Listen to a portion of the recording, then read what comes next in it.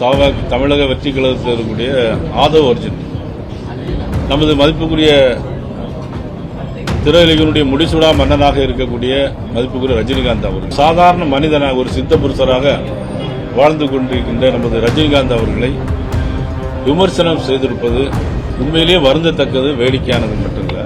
ரஜினிகாந்தனுடைய ரசிகர்கள் அதை ஏற்றுக்கொள்ள மாட்டார்கள், மன்னிக்க மாட்டார்கள். அவர் மன்னிப்பு கேட்க வேண்டும் என்று நான் கேட்டேன்.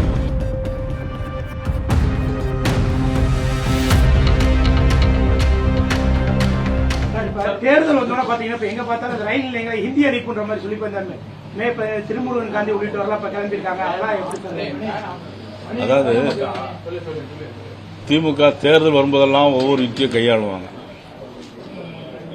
அதில் இருந்தா போர்டில் அது பாட்டு நமக்கு தேவை தமிழ் இருக்கணும், எல்லா இடத்துலையும் தமிழ் இருக்கணும். ஆனால் அதை வச்சு அரசியல் பண்றாங்க. இன்னைக்கு மொழி தெரியாம இன்னைக்கு எவ்வளவு பேர் இருக்கிறாங்க. வட இந்தியாவில் இங்க எல்லாம் தமிழ் படிக்கிறாங்க, தமிழ் பள்ளிக்கூடத்தில் சேர்றாங்க, படிக்கிறாங்க. இதுல இந்தியை அழிக்கிறதுனால ஒன்றும் பெரிய லாபம் ஒன்றும் கிடையாது.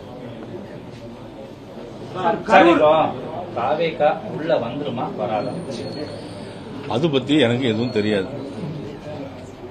பேச்சுவார்த்தை ஓடுறதா எல்லா பக்கம் பரவலா போயிட்டு எங்களை இதுல முன்முயற்சி எடுக்கிறதா நீங்க பத்திரிகையில ஒரு செய்தி அமித்ஷா இல்ல அது பத்தி எனக்கு எந்த கருத்து, நான் டெல்லிக்கு போகல, அது பத்தி எனக்கு எந்த கருத்தும் தெரியாது. தாவேக்கான்னு சொன்னதுனால ஆதவ் அர்ஜுன், தமிழக வெற்றி கழகத்தில் இருக்கக்கூடிய ஆதவ் அர்ஜுன், நமது மதிப்புக்குரிய திரையுலகினுடைய முடிசூடா மன்னனாக இருக்கக்கூடிய மதிப்புக்குரிய ரஜினிகாந்த் அவர்கள்,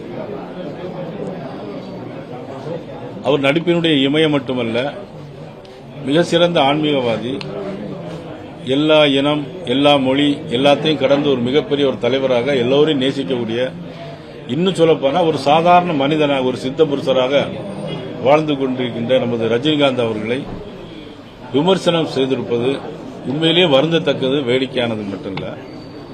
நான் என்ன நினைக்கிறேன்னா, இது அந்த கட்சியினுடைய தலைவர் ஏன் கண்டிக்கல அப்படிங்கறத எங்களுடைய கேள்வி. நிச்சயமாக ரஜினிகாந்தனுடைய ரசிகர்கள் அதை ஏற்றுக்கொள்ள மாட்டார்கள், மன்னிக்க மாட்டார்கள். அவர் மன்னிப்பு கேட்க வேண்டும் என்று நான் கேட்டுக்கொள்கிறேன். என்டிஏ கூட்டணியில விஜயோட பேச்சுவார்த்தை நடத்துற மாதிரி சொன்னீங்க. ஆனா நடத்துற மாதிரி இப்ப வெளியில அந்த வதந்தியில கிளப்புறது அப்படின்னா யாருங்க சார்? நீங்களே கேள்வி கேட்கறீங்க, பதில் உங்கள்கிட்டே இருக்குது. சார், ஆதவ் அர்ஜுனோட கருத்துக்கு 4 நாட்களா யாருமே பதில் சொல்லாங்க. இன்னைக்கு வரிசையா ஒவ்வொருத்தரும் அதுக்கு பதில் சொல்லிட்டு வரக்கூடிய காரணம் என்ன சார்? 4 நாள் மௌனித்ததுக்கான காரணம் இல்லையே. எங்க பிஜேபி சார் நாங்க அறிக்கை விட்டுருந்தாங்க. எங்க அர்ஜுனமூர்த்தி பேசியிருந்தாரு. 4 நாளாவே இல்ல, அதுக்கப்புறம் இல்ல முத நாளே அவர் அர்ஜுனமூர்த்தி அறிக்கை விட்டார். முதலாக குரல் கொடுத்தது பாரதிய ஜனதா கட்சி. ஆனா நாங்க வருத்தத்தை தெரிவிப்பாங்கன்னு பார்த்தோம்.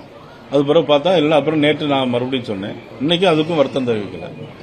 தேர்தலுக்கு இன்னைக்கு குறுகிய காலம் தான் இருக்கு. நீங்க இன்னைக்கு தொகுதி பங்கெல்லாம் நிறைவு செய்யாம இருக்கீங்க. உங்களுக்குள்ள ஏதோ சிக்கல்லாம் இருக்குன்னு சொல்றாங்க சார். ஒரே தொகுதியை மாத்தி 2 பேருமே கேட்கறதுனால சிக்கல் இருக்கும். எங்களுக்குள்ள எந்த விதமான சிக்கல்களும் இல்ல. தேர்தல் தேதி அறிவிச்சாச்சு. இன்னும் 30ஆம் தேதி வரை நாமினேஷன் போடலாம். 15 நாள் இருக்கு.